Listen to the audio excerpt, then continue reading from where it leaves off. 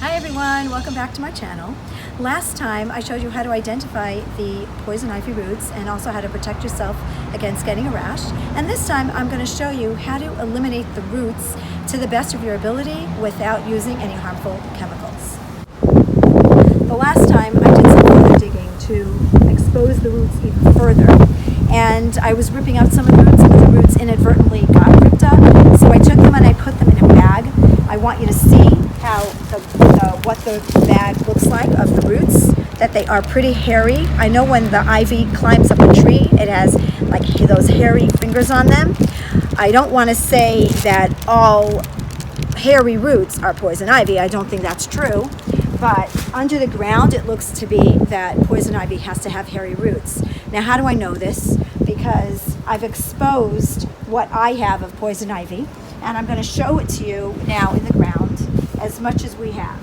So here we have the poison ivy stem growing under the ground. It was growing all the way out to here, and I slowly was digging it out, and then it ripped. Now it's hanging on by a thread. And if you could see, all the way down here is where it is.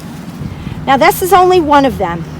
What I'm going to do with this one, since I have many more, and I know it's attached to a bigger root, I'm going to dig it a little bit further, and then I don't know how I'm going to expose the very big root that it's attached to, since it's near this tree. So instead, I am going to try eliminating it using some vinegar. Now I know that there are two ways of doing it. Vinegar will destroy roots. Vinegar is a very good household product. Use it in food, you can use it in salads. It isn't toxic in any way. You can use it as a cleaning element, and it's a very good thing to have around the house. This is the big one because it comes from Costco. So what I'm going to do is I'm going to dig out as much as I can, and then I'm going to pour the vinegar down there, and then I'm going to wait a few weeks, and I want to see if anything grows in this spot where I pour the vinegar.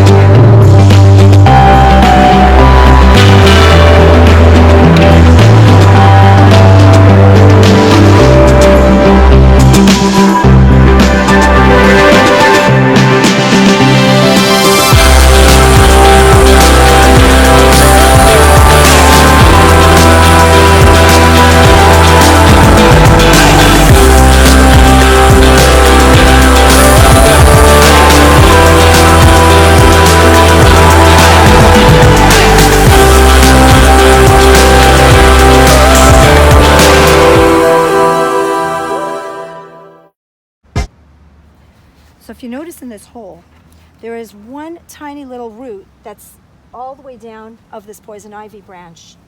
And what I've been finding in this area is that very often these little hair-like roots are attached to an orange, thicker branch. This are not attached, I'm sorry, they're next to it. And I can't find where they're attached.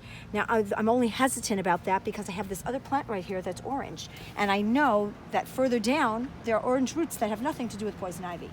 So what I'm going to do now is I'm going to pour vinegar right here.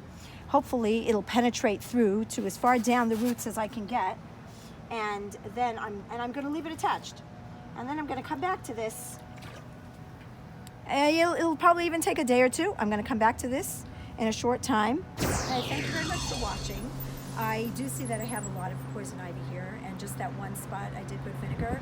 I am going to dig out the rest as much as I can, just like I did that one. I'm going to douse this entire area with vinegar, or even boiling water. That will also work.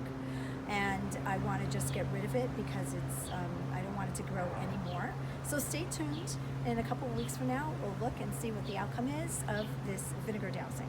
Thank you.